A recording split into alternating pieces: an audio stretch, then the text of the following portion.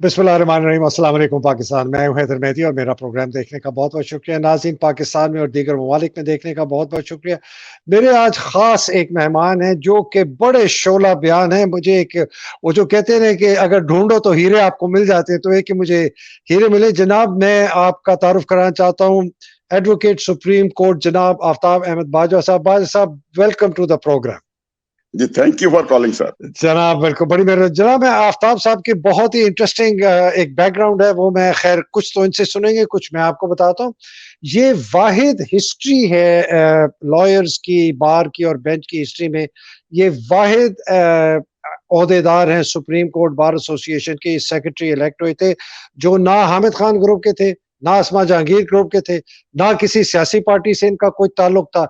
ये अपने जोर जोश से, जोर बयान से, अपनी एहलियत से, अपने किरदार से पहचाने गए और ये वाहिद आदमी है जो अभी तक इंडिपेंडेंट इलेक्ट हुए हैं सुप्रीम कोर्ट। तो ये बड़ा जबरदस्त सेहरा है इनका। पता चलता है कितनी इनकी लोग इस पूरे बार में इनकी इज्जत करते हैं। दूसरा, इन्होंने मुझे बड़ी एक जबरदस्त बात बताई, वो मैं बिफोर वी गो कि ये सुप्रीम कोर्ट में क्या हुआ है वो मैं इनसे पूछना चाह रहा हूँ। ये हम एक बहुत जबरदस्त एक नारा सुनते हैं, पाकिस्तान का मतलब क्या है, ला इलाहा इल्लल्लाह। और मेरा ख्याल है सबको ये बहुत इश्तियाक था कि इसकी इब्तदा कहाँ से हुई। तो नाज़रीन, आज आफ्ताब बाजवा साहब हमें बताएंगे कि इसकी इब्तदा कहाँ से हुई। जी आफ्ताब साहब। हैदर मेहदी साहब, मैं खुशकिस्मत हूं कि आपके प्रोग्राम में मैं ये पहली दफा जो है अपनी कौम को या पाकिस्तानी कौम को या पूरी दुनिया में ये बात कर रहा हूं। ये पाकिस्तान का मतलब क्या, ला इलाहा इल्लल्लाह, ये कैसे बना, कहां बना, किस तरह बना। वाह। मेरे चचा रियासत अली बाजवा 1945 में MSF और मरे कॉलेज सियालकोट के वो प्रेसिडेंट थे। ठीक। और वो हॉस्टल में रहते थे क्योंकि हमारा चिविंडा गांव है सियालकोट डिस्ट्रिक्ट सियालकोट का, जहां 600 टैंक भी आया था। बिल्कुल, हम शहीदों की औलाद हैं माशाल्लाह। तो जब वो चचा जान जब ये नारा, जब पाकिस्तान का नाम तो रख लिया, तो 1945 की बात है। असगर सुदाई लेक्चरर थे उनके, वो हुक्का पीने के लिए आते थे। चचा को देहात से तल्लक था, हुक्का रखा हुआ था हॉस्टल में। तो वो आए तो वहां लड़के इकट्ठे हो जाते थे, तो फिर वो असगर सुदाई साहब से गपशप होती थी उनकी। तो रोजाना चचा जान का एक ही मसला होता, वो कहते थे असगर सुदाई साहब से, सर नाम रख लिया, माने भी बताएं पाकिस्तान का मतलब क्या। अच्छा। तो एक दिन जोश पे आके असगर सुदाई साहब कहते हैं, बाजवा टेबल पे खड़े होके, जितना जोर है कहो जोर से, पाकिस्तान का मतलब क्या। अच्छा। चचा बताते हैं कि मैं टेबल पे खड़ा हो गया। वाह। मैंने जितना जोश था मैंने कहा, पाकिस्तान का मतलब क्या। नीचे से असगर सुदाई उठे, ला इलाहा इल्लल्लाह। तो कहते जी हम 5-6 स्टूडेंट थे उस वक्त बैठे, तो वहां पे हम कमरे से बाहर निकले, वहां क्योंकि सिख और हिंदू भी हॉस्टल में थे। हम 15-20 लड़के हो गए, बाजार सियालकोट ड्रमाड़ा बाजार मशहूर है, वहां निकल गए। फिर रात सारी ये नारा ही चलता रहा। ओए ओए ओए ओए, ये अल्लाह, मुझे मेरे तो रोंगटे खड़े हो गए ऑनेस्टली आफ्ताब साहब। उसके बाद फिर जब ये नारा निकला तो पूरे पाकिस्तान में फैला। तो उस वक्त मेरे वालिद साहब के कजन 7-8 जो थे अलीगढ़ यूनिवर्सिटी में पढ़ते थे, वहां पे कैद आजम साहब आए, तो कैद आजम साहब को बताएगा कि ये नारा हमारे खानदान में बना है। उन्होंने दावत दी जी, फिर दावत दी मेरे चचा को और गोल्ड मेडल दिया उधर वहां अलीगढ़ यूनिवर्सिटी में। माशाअल्लाह। ये नाम है जनाब रियासत अली बाजवा। रियासत अली बाजवा। और ये हयात है, हयात है अभी? हाँ जी, उनकी 99 ईयर उम्र है और वो हयात है जी। माशाल्लाह। वो उनकी मैं बड़ा, इज इट पॉसिबल आफ्ताब साहब कि उनको किसी वक्त मैं बात कर सकूं, प्रोग्राम पे ले सकूं, सिर्फ 2-4 मिनट के लिए, सिर्फ यही उनके मुंह से ये सुनने के लिए? पॉसिबल है जी? ये पॉसिबल है इसलिए कि क्योंकि चचा जान इलेक्शन हार गए थे मौलाना कौसर नियाजी से। ओके। 1970 वाला, वो यहाँ से बागी होके चले गए कि मुझे मेरी बिरादरी ने वोट नहीं दिया। अच्छा। वो कनाडा जाके एक अफसर भर्ती हो गए, फिर वो ना आए। फिर बाद में फिर वो चलते चले, भाषा डैम के फंड इकट्ठा हो रहा था वहां पे। फिर जब वहां तकरीर की तो लोगों ने कहा जी आप, एक साहब ने कहा कि जी आफ्ताब बाजवा सुप्रीम कोर्ट का सेक्रेटरी बना है, वो आपका क्या लगता है। उन्होंने कहा मेरा भतीजा है वो। वो ये बात क्यों नहीं कहता। और चचा ने कहा ना, मैंने आज तक किसी को इजाजत नहीं दी इस बात करने की, ये नारा मैंने बेचना नहीं, ये कौम के लिए नारा है, पूरी कौम का नारा है। वाह वाह वाह। तो फिर मुझे उन्होंने इजाजत दी कहने लगे आफ्ताब, मुझे पता चला है कि आप इंडिपेंडेंट जीते हो और अपने अपने अपने सर पे जीते हो, लिहाजा मैं आपकी इज्जत और कदर करता हूं, आपको इजाजत है, जब चाहो बात कर लो। तब मुझे माशाल्लाह, खानदान में पहला आदमी हूं जो मैं ये बात कर रहा हूँ। माशाल्लाह। तो पब्लिकली पहली दफा आपने बात की, माशा और निजी महफिलों में तो आपने की होगी। तो बाजवा साहब इस वक्त कहाँ है? पाकिस्तान में है जी रियासत मैं साहब? नहीं, वो कनाडा है सर। अच्छा, तो फिर तो बताइएगा, मैं खुद कनाडा में हूँ, तो मैं उनसे राब्ता कर सकता हूँ, उनके किसी बेटे या नवासे नवासी या पोता पोती से। सर नहीं, आप उनसे ही राब्ता मैं आपका करवा दूंगा, वो जरा मुंडी से आदमी है, अच्छा कोई ठीक, पता बिल्कुल नहीं मैं चलता समझ। किस वक्त कौन है भी बाजवा। आप फिर आप बाजवों के मुतल्लिक तो आप बहुत, आप और आदर राजा बहुत प्रोग्राम करते हैं। मैं इसलिए बताना चाहता था कि मैं, क्योंकि एक शादी में हम चिवंडा वाले बाजवे इकट्ठे हुए, तो ये हमारा अकबर बाजवा एक एंकर आता है जीएनएन पे, और उसकी बीवी फिजा बाजवा आती है इस पे, फिजा अकबर आती है इस पे बोल टीवी पे। वो कहने लगी, अंकल अभी भी अपना नाम बाजवा लिखते हो? मैंने कहा बेटा एक बात ध्यान में रखना, हम बाजवा जो हैं, इस जनरल बाजवा का हमारे खानदान से कोई तल्लक वास्ता नहीं है। हम असल बाजवा हैं, हमारा खून है इसमें, क्योंकि 65 की जंग में भी हमारे शोहदा शामिल है, और चिवंडा एक वाहिद कब्रिस्तान है शहीदों का। पूरे पाकिस्तान में शहीदों का कब्रिस्तान नहीं, जहां 5-5, 6-6 शहीद एक एक कब्र में है, जिनकी लिस्ट मेरे दादा जान ने हाथ से बनाई थी। वो रिटायर्ड हुए थे नए नए, अभी तहसीलदार उस वक्त 65 में, 65 की जंग में। तो उनके हाथ की बनी हुई लिस्ट है शहीदों की। फिर शहीदों का कब्रिस्तान है हमारे चिवंडा में, और एक ही 6 सितंबर को जब मेला होता है शहीदों का पूरे पाकिस्तान में, तो चिवंडा में होता है सर। आफ्ताब साहब, ये कितनी एक जबरदस्त आपने बात बताई चविंडा के बाजुओं की, जिन्होंने पाकिस्तान को एक दुश्मन की जारियत से बचाया। और चविंडा की जो बैटल ऑफ चविंडा जो टैंकों की है, वो तो बड़ी मशहूर है, सिर्फ पाकिस्तान में नहीं मशहूर, दुनिया जहान में मशहूर है। और ये मुख्तलिफ ममालिक के, अमेरिका, यूरोप के जो फौजी इदारे हैं, उनमें पढ़ाई जाती है कि वो किस किस्म की वो बैटल हुई।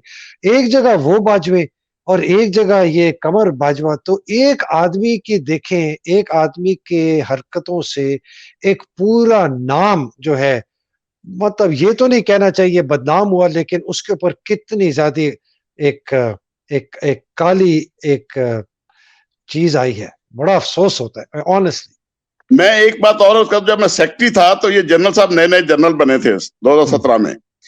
तो मेरे सदर रशीद रिजवी साहब जो थे, या दूसरे भी कहा करते थे, अक्सर जब फंक्शन में ये आ जाते थे हमारे, क्योंकि ओथ होते थे चीफ जस्टिस का, या दूसरे बड़े फंक्शनों में जनरल साहब आ जाते थे, एक बात कहते थे, तुम कमर हो, हमारे पास आफ्ताब है, तुम उसकी रोशनी से रोशन होते हो, ज़हन में रखना हमारे पास आफ्ताब है। तो शुक्र अल्हम्दुलिल्लाह, मुझे फख्र है अपने अपने खानदान पे, लेकिन मैं बाजवा को अपने खानदान का फर्द नहीं समझता। देखें ना, अब देखें, जो खानदान ही अपने एक बंदे को अपने खानदान का फर्द ना समझे, बहुत बहुत अफसोस की बात है। आफ्ताब साहब, पहले तो ये बताएं, before I go to the Supreme Court, कि आप ये इंडिपेंडेंट कैसे हुए? ये क्या वजह थी कि आप किसी पार्टी के नहीं थे, किसी धड़े के नहीं थे, ना हामिद खान ना आसमा, और फिर भी आप जीत गए? इसकी वजह क्या थी? इसकी वजह यह थी कि मैं, क्योंकि क्रिमिनल प्रैक्टिसिंग लॉयर हूं, मैं फौजदारी मुकदमात करता था, और ज्यादा मुकदमात मैंने जो है ह्यूमन राइट्स के किए। उसमें 100 बच्चों का हो, सुंदर स्वरूप केस हो।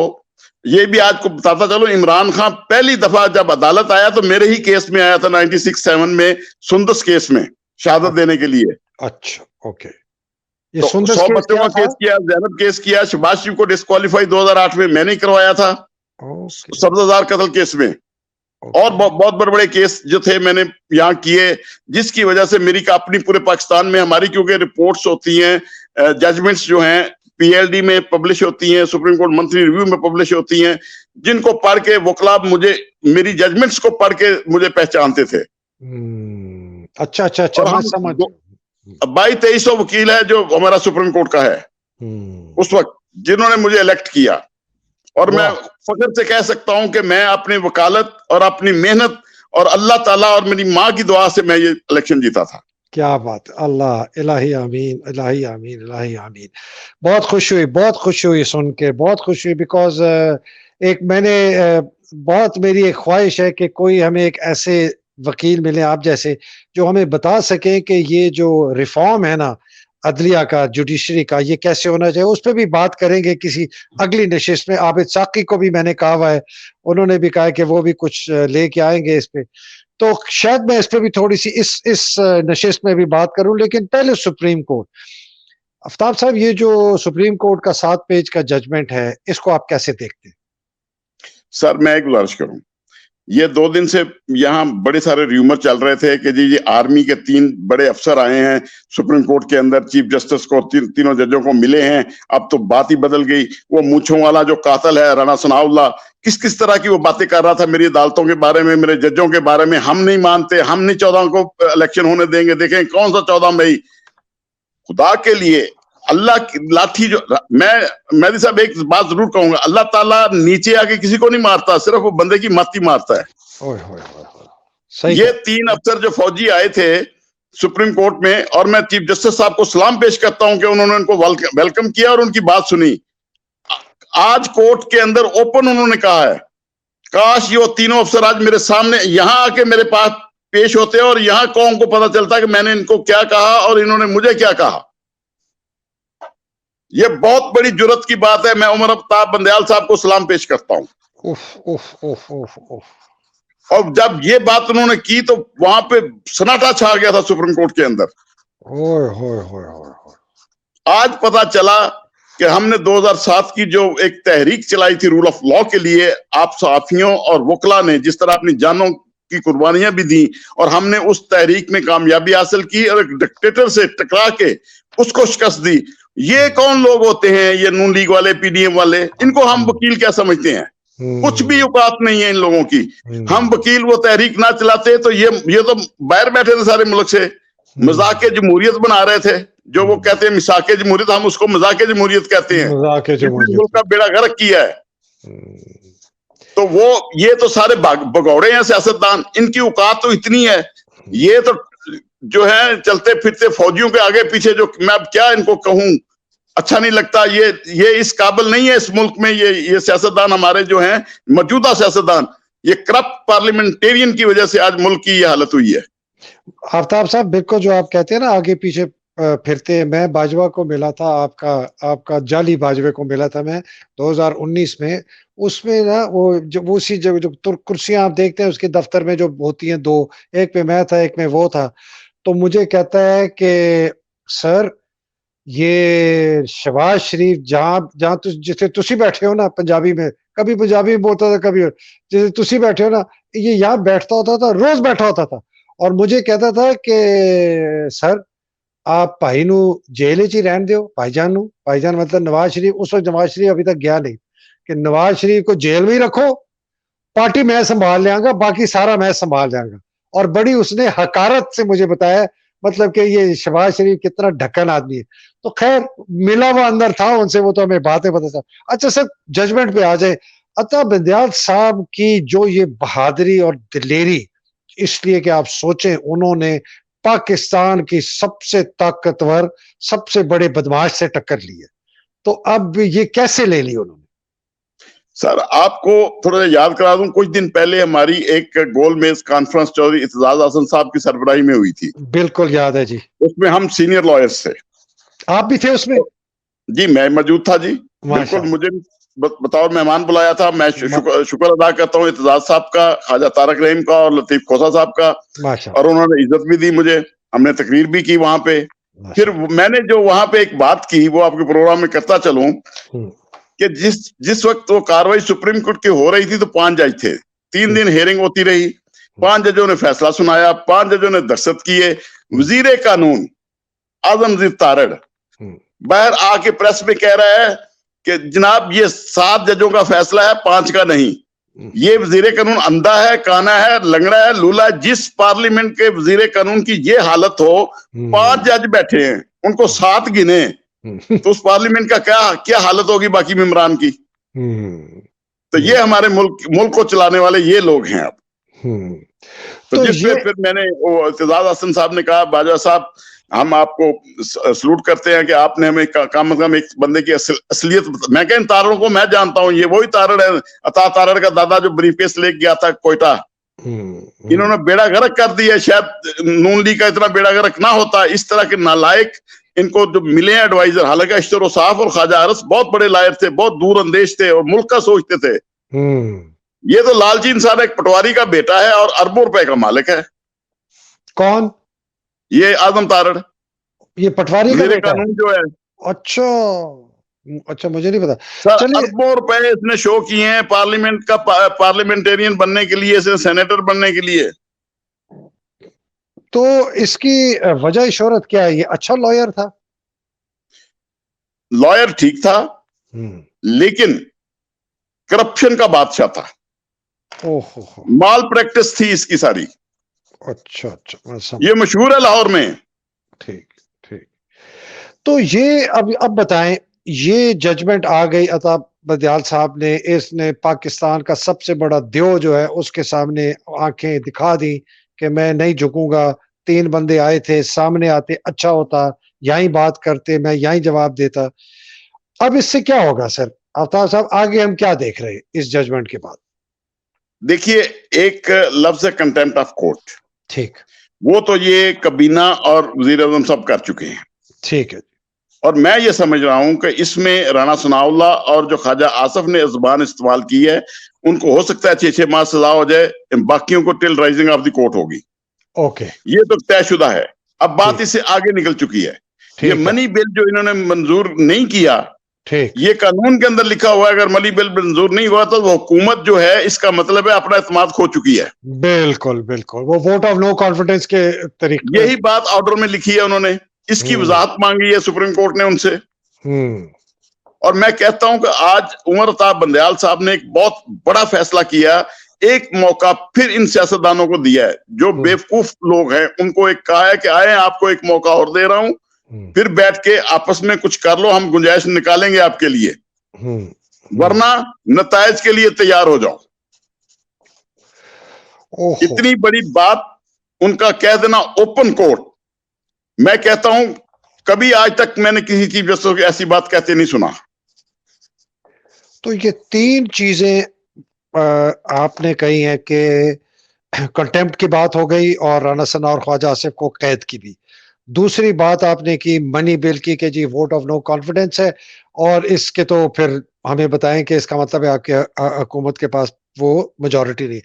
तीसरी बात जो आपने की है ना सर, ये मेरे लिए सबसे खतरनाक है और मानी खेज भी। उन्होंने कहा जी कंसेंसस करो, हम गुंजाइश देंगे, वरना नताइज के लिए तैयार हो जाओ। तो कंसेंसस वो किस किस्म के आपके नजर में, आपका ख्याल है वो उन्होंने बात की है?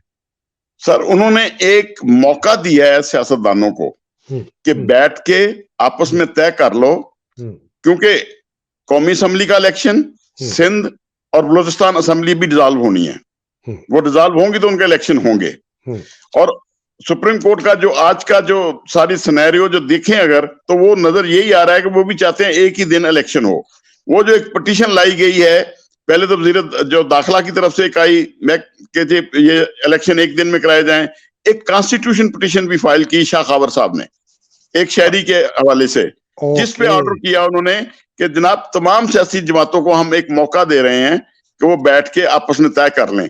उस जब अदालत की प्रोसीडिंग शाम को खत्म होती हैं, तो उसके बाद पाकिस्तान में लोगों की आनियां जानियां, शायद आपने देखी है कि नहीं देखी, बिलावल भाग के गया डेरा गाजी खान मौलाना फजल हक के पास, आए जी बैठ के बात करें। अब तो सुप्रीम कोर्ट ने साफ बता दिया है कि हम कंटेम्प्ट ऑफ कोर्ट कर चुके हैं। अगर आपने अब भी बैठ के कंसेशन ना किया आपस में और मुल्क के अंदर इंतखाबात ना कराए एक दिन में, तो उसके नतीजे आपको भुगतना पड़ेंगे। इसलिए अब जो बात है, जो मैं समझ पाया हूं, जो मेरी राय है, मैं समझ रहा हूं जून का एंड या जुलाई का फर्स्ट वीक इलेक्शन की डेट हो जानी है। ये कल आके जब सियासतदान सब पेश होंगे अदालत में, तो कोर्ट ने एक ही सवाल करना है ना कि भाई आपने किस कानून के तहत ये कबीना के अंदर ये पास किया था कानून कि जनाब हम सुप्रीम कोर्ट का फैसला नहीं मानते। आप बताइए आपने इसमें कंटेम्प्ट की है कि नहीं की? सिर्फ एक ही लफ्ज पूछना है। तो क्या जो इन्होंने इनकी करारदादें तो मौजूद हैं जो इन्होंने पास की। वजीर आजम ने भी कहा कि हाँ हम नहीं मानते सुप्रीम कोर्ट को। तो जो ये इनकारी जो हैं, इन्होंने कंटेम्प्ट तो कर ली, कंटेम्प्ट तो हो गई, कंटेम्प्ट के ये मुल्जम तो बन चुके हैं, मुजरम हो चुके हैं। दूसरी बात, अब मामला आगे बढ़ चुका है थोड़ा सा। जो अदालत ने एक वार्निंग दी है, वो वार्निंग ये है कि आप तैयार हो जाएं, आपने कॉन्स्टिट्यूशन की खिलाफ वर्जी की है, उसकी खिलाफ वर्जी पर आर्टिकल 6 लगता है, और आर्टिकल 6 जब लगेगा तो फिर इनको सजाए मौत होगी, कबीना को और वजीर आजम को। ये बात आगे इसलिए की कोर्ट ने ये कहा है कि संगीन नताइज से बचें।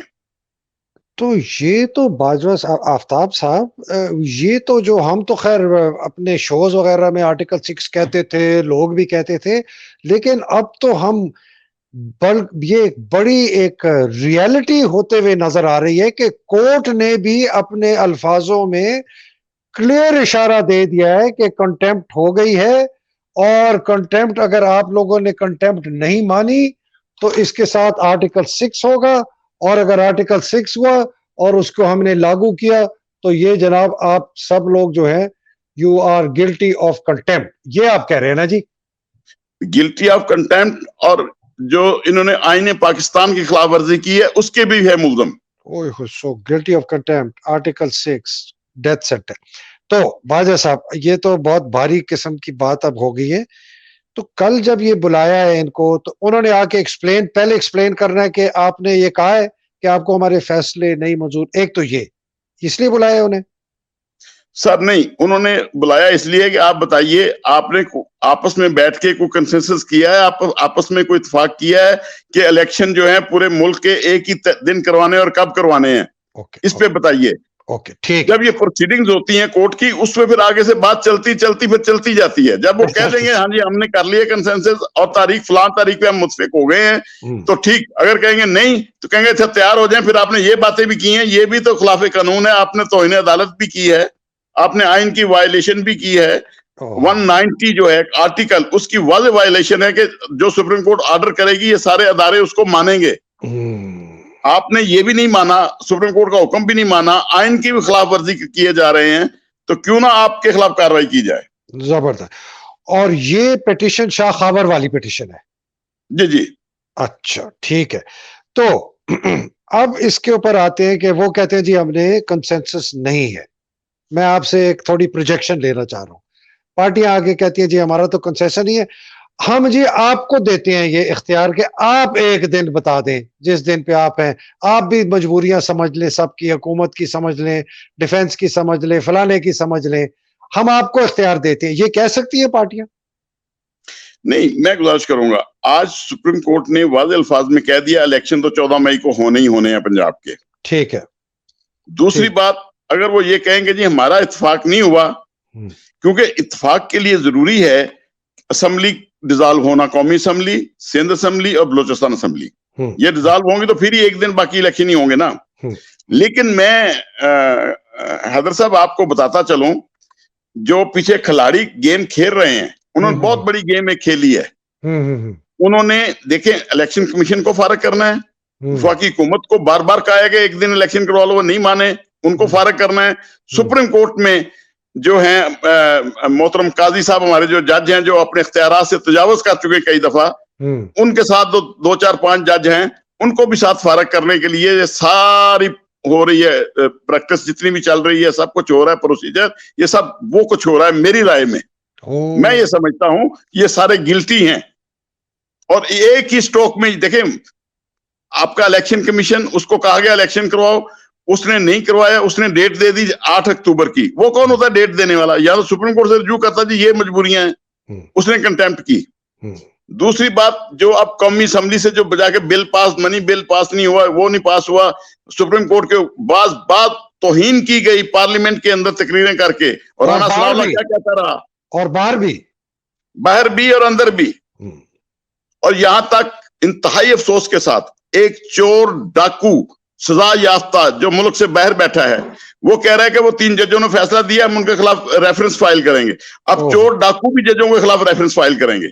अब ये वक्त भी आ गया है मुल्क के ऊपर, अगर हम और आप साफी नहीं जागेंगे, कौम को नहीं जगाएंगे, तो ये हमें कहीं और दूर ले जाएंगे। खुदा के लिए हम शहीदों की औलाद हैं, हमें इस मुल्क को अब आगे लेकर निकलना है और बचाना है, और इंशाअल्लाह हम अदलिया के साथ खड़े हैं, और चीफ जस्टिस हमारी रेड लाइन है। आफ्ताब साहब, तो अगर इलेक्शन कमीशन फारिग हो गया, हुकूमत फारिग हो गई, ये जो 4-5 जज मिले ये भी फारिग हो गए, तो फिर क्या होगा? सर ये देखें, सुप्रीम कोर्ट के पास बहुत लामहदूद इख्तियारात हैं। जो आपके वजीर आजम गिलानी को, नवाज शरीफ को घर भिजवा सकते हैं, वो एक इंटरिम सेटअप भी बना देंगे इलेक्शन कमीशन का भी, नए जज भी भर्ती हो जाएंगे, नई इंटरिम गवर्नमेंट बन जाएगी, उसकी निगरानी में इंतखाबात भी हो जाएंगे। हमें इन चोरों डाकुओं से अब जान छुड़वानी है।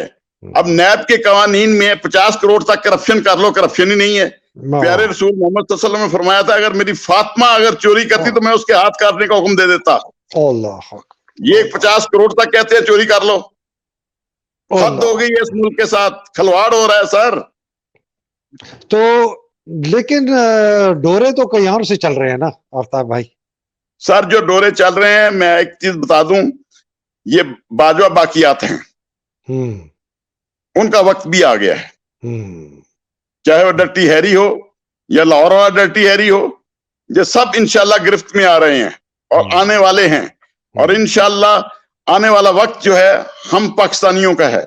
हम पाकिस्तानी पूरी दुनिया में राज करेंगे और राज करने का वक्त है इस वक्त। अब इंटरनेशनल ग्लोबल अगर आप सियासत देखें, अगर चाइना, रूस, अगर ईरान और सऊदी अरब की सुलह हो सकती है, देखें इससे बड़ी और बात क्या होगी। वो आफ्ताब भाई, आप, चाइना ने अभी परसों बयान दिया है कि हम इजराइल और फलस्तीनियों के दरमियान भी दोस्ती कराने के लिए हाजिर हैं। आप सोचें, सऊदी अरेबिया और ईरान तो एक जगह, वो जो दुश्मन और 100 साल से दुश्मन, 150 साल से, वो कह रहे हैं हम उनकी भी दोस्ती करा लेंगे। तो ये तो हालात उधर जा रहे। तो मुझे मैं गुजारिश कर दूं, जी जी जी, आपके नेक्स्ट प्रोग्राम में 2-3 और बड़ी बातों का इंकशाफ करूंगा। एक का मैं भी कर देता हूं। बिल्कुल। ये जो रजीम चेंज ऑपरेशन हुआ है, ये हो रही है सफ बंदी अफगानिस्तान के लिए। अच्छा, देखो आगे पेट्रोल खत्म होने जा रहा है 10 साल तक जी। लेथम जो बैटरी जो बनती है, जब आप कहीं भी रात को ले आकर अपनी गाड़ी जो चार्जिंग पे लगाएंगे, तो वो लेथम के 2 पहाड़ सिर्फ अफगानिस्तान में हैं। जी बिल्कुल, अफगान बहुत ज्यादा उनके लिए जंग हो रही है। अब उनके लिए साफबंदी हो रही है। उनके लिए ये महाज जो है बना रहे हैं कि हमें अड्डे मिल जाए, अमेरिका और ये सारा कर रहा है।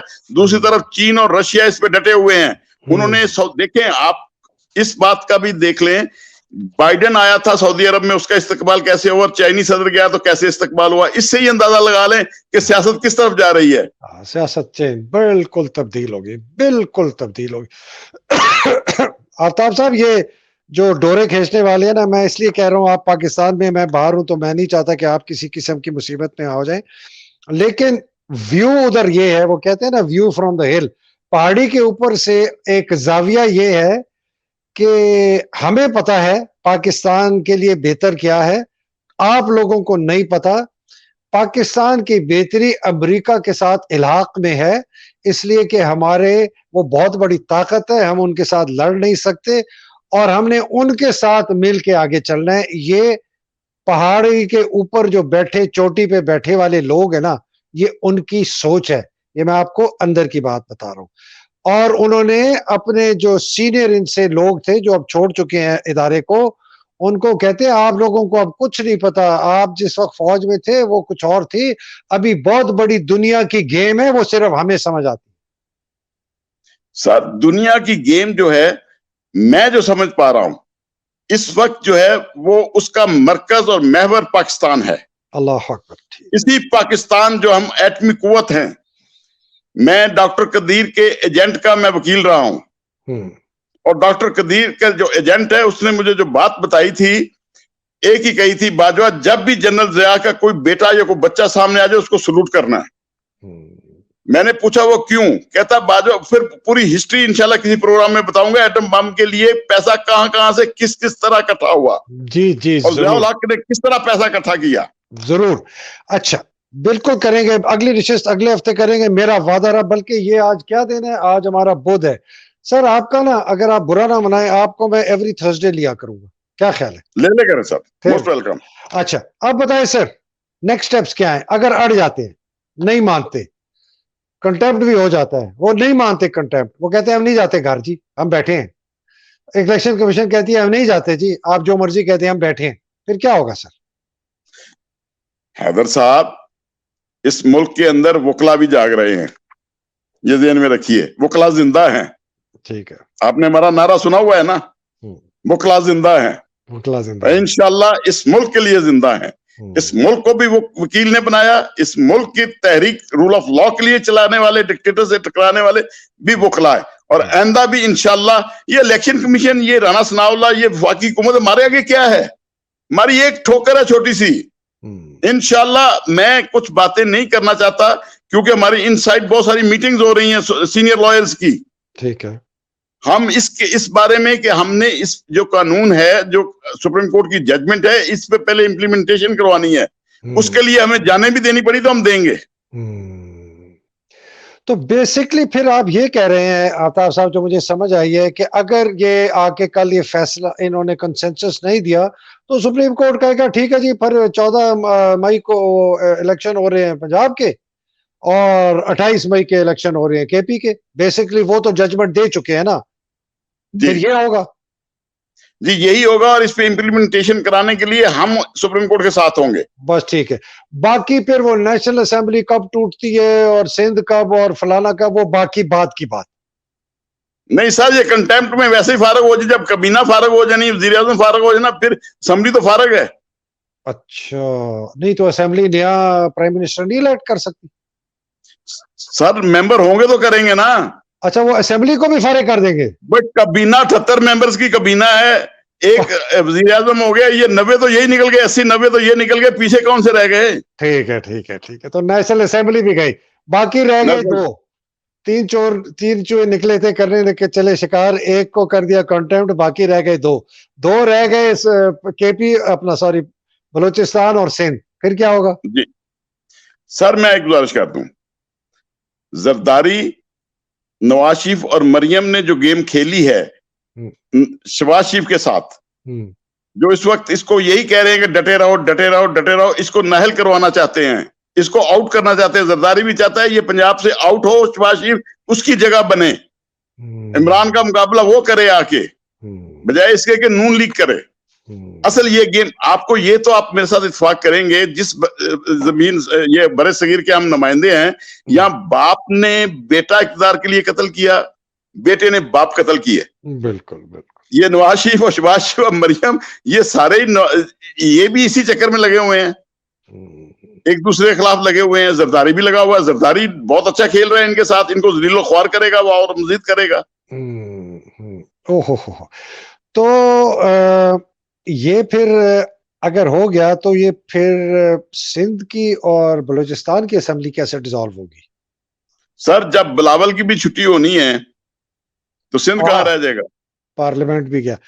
ओहो, ये तो बड़ा जबरदस्त आपने एक सिनारियो क्रिएट कर दिया कि ये तो है कि वो heads I win tells you lose, लेकिन किसी तरीके से ये बचने नहीं लगे अब। सर बहुत बुरी तरह आज सुप्रीम कोर्ट ने फंसा लिया है इनको। एक ऑप्शन है इनके पास वैसे अभी तक, वो ऑप्शन है दमादम मस्कलंदर वाला, पहाड़ की चोटी पे जो बैठे वाले है ना हमारे सरदार साहिबान, वो अगर कोई दमादम मस्कलंदर वाला बात करें तो वो शायद ये ऑप्शन एक्सरसाइज करें।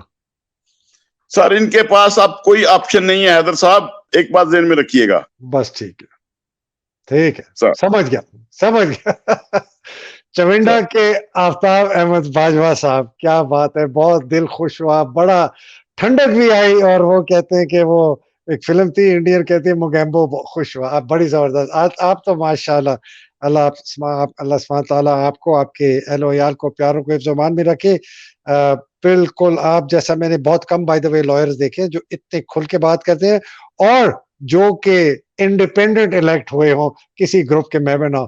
बहुत बहुत शुक्रिया आफ्ताब साहब, जल्द मुलाकात होगी, शायद अगले हफ्ते से पहले ही हो अगर हालात तेजी से आगे बढ़े। नाज़रीन, आपने आफ्ताब अहमद बाजवा साहब को सुना, मैं तो खैर अभी तक मेरे दिमाग में इनकी बातें जो है ना वो बस ऐसी तेजी से फिर रही है, मुझे बड़ा टाइम लगेगा इनको अब्सॉर्ब करना, रिफ्लेक्ट। लेकिन जो बड़ी जबरदस्त इन्होंने बात की है कि जी ऑप्शंस खत्म हो गए, सुप्रीम कोर्ट ने इनको बिल्कुल बंद कर दिया, फंसा दिया, इनके पास कोई ऑप्शन ही नहीं है, इलेक्शन होने और अब तो पूरे पाकिस्तान में होने, और ये कंटेम्प्ट में भी जाएंगे, नहीं जाएंगे तो वकला जिंदा है और जाने देने के लिए भी अगर जाने भी देने पड़ी जाने देंगे।